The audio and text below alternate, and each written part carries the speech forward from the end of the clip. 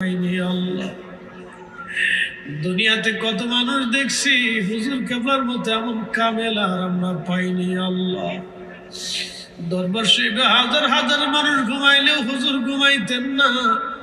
জিজ্ঞেস করলে বলতেন, বাবা দুঃখের কথা আমার কাছে বলে যাও, বিপদের কথা বলে যাও, অসুস্থতার কথা বলি আমার কাছে বলে যাও বাবা। আমি যদি ঘুমাই তোমাদের দুঃখের কথাগুলি কে আল্লাহর দরবারে পেশ করবে? আমি ঘুমাইলে আমার ঘুম আসে না। কি ধন আছে, কি ধন দিয়ে আমি